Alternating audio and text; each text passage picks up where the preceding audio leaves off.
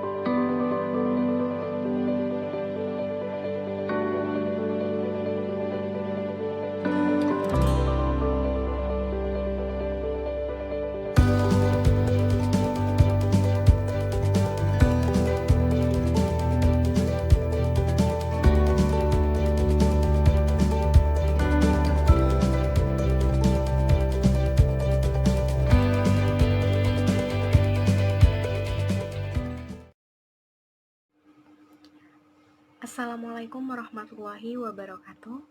Perkenalkan, nama saya Unzil Makfira Firdausi dengan NIM 101419005 dari Program Studi Pendidikan Matematika Universitas Negeri Semarang. Dan kali ini saya akan sedikit cerita tentang konflik antara gajah dan manusia. Salma adalah anak gajah Sumatera yang merupakan salah satu korban dari konflik antara gajah dengan manusia.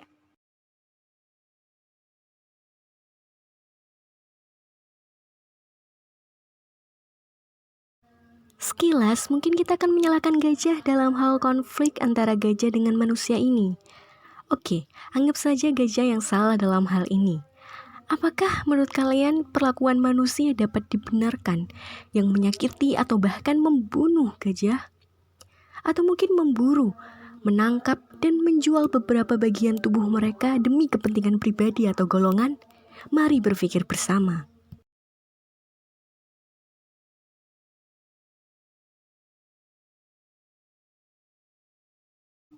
Merasa aneh dengan gambar-gambar tersebut?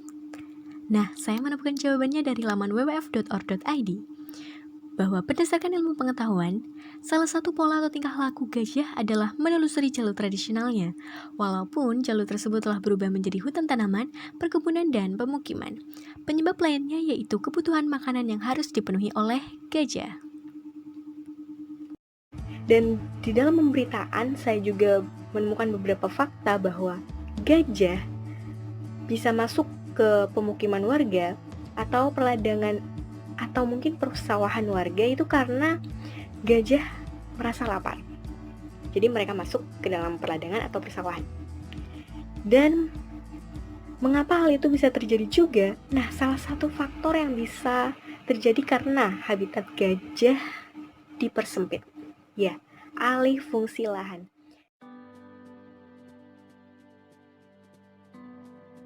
Dilansir dari laman wwf.org.id, salah satu penyebab hilang dan berkurangnya habitat serta populasi gajah Sumatera adalah menyempitnya areal jelajah gajah yang berubah menjadi lahan hutan tanaman, perkebunan, dan pemukiman. Hal itu juga memicu intensitas konflik yang semakin tinggi karena gajah dan manusia menggunakan lahan yang sama pada saat bersamaan. Apabila dilihat dari kacamata gajah, mereka akan menilai tindakan yang dilakukannya seperti mengunjungi perkebunan masyarakat bukanlah sebuah kesalahan, karena lokasi tersebut adalah bagian dari rumah atau wilayah jelajahnya secara turun-temurun. Sedangkan dilihat dari kacamata manusia, mereka membuka lahan perkebunan atau pemukiman di sana adalah untuk mendapatkan kehidupan yang lebih baik untuk perekonomian dan penghidupannya. Sayangnya, dalam membuka lahan, para pembuka hutan jarang sekali memperhatikan dan mempertimbangkan kondisi dan fungsi suatu kawasan atau lahan yang hendak dibuka tersebut. Konflik sebenarnya dapat dicegah seandainya manusia memperhatikan rambu-rambu tersebut. Selain itu, sebelum memasuki suatu kawasan, terlebih membukanya untuk perkebunan dan pemukiman, masyarakat seharusnya juga mencari tahu dan mencoba lebih memahami keberadaan dan perilaku satwa termasuk gajah.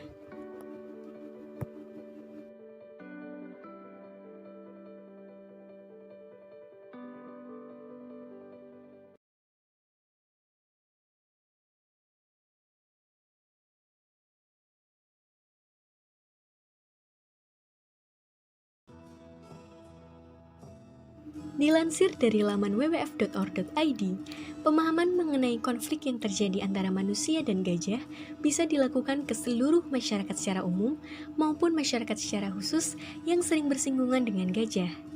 Pemahaman mengenai konflik yang bisa dilakukan bersama yaitu dengan memperkuat team awareness untuk melakukan edukasi kepada masyarakat yang bersinggungan dengan habitat gajah mengenai perilaku gajah Sumatera maupun satwa liar lainnya, sehingga masyarakat lebih memahami dan mengetahui cara pencegahan konflik lebih dini. Hal ini bisa dilakukan bersama secara sadar apabila kita mau berusaha mengembalikan habitat alami gajah dan memanfaatkan habitat tersebut dengan bijak dan lestari.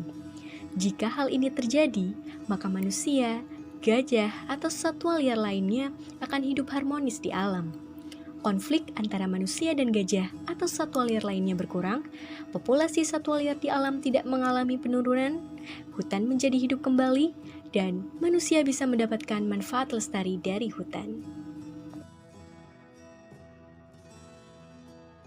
Dan dalam hal ini, kita tidak perlu lagi mencari siapa yang salah dan siapa yang benar dalam konflik antara gajah dan manusia ini. Seharusnya kita sebagai manusia yang diberi akal dan pikiran oleh Tuhan Yang Maha Kuasa bisa mencari solusi terbaik yang tidak menyakiti atau bahkan membunuh gajah. Dan gajah itu hanya mengikuti nalurinya. Gajah memiliki naluri, gajah juga memiliki perasaan. Gajah juga makhluk hidup yang hidup berdampingan dengan kita. Dan tentunya jika gajah sampai punah, itu pasti akan mengganggu keseimbangan ekosistem di dunia ini. Jadi, mari sama-sama kita sayangi hewan, jangan sakiti hewan, kita jaga satwa-satwa yang dilindungi, jangan sampai kita bahkan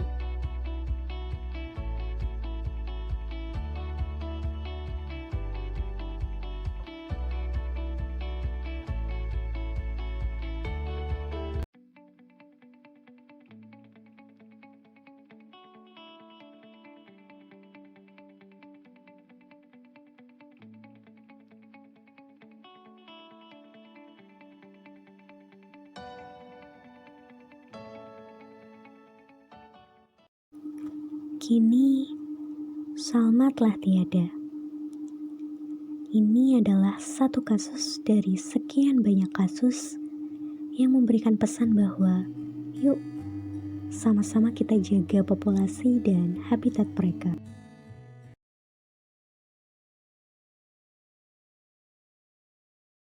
Ya, Taman Nasional Waikambas atau ada yang mengatakan PLG, Pusat Latihan Gajah atau PKG, Pusat Konservasi Gajah Waikambas.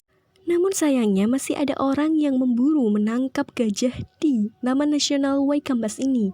Dan juga masih ada konflik antara gajah dengan petani di sekitar Waikambas.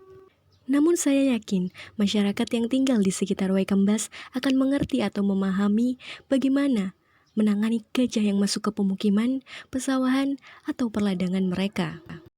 Saya yakin bahwa konflik antara gajah dengan manusia ini akan selesai. Dan ini menjadi tugas kita bersama. Terima kasih kepada teman-teman yang sudah menonton. Semoga ini bisa menjadi bahan renungan. Salam lestari, salam konservasi. Wassalamualaikum warahmatullahi wabarakatuh.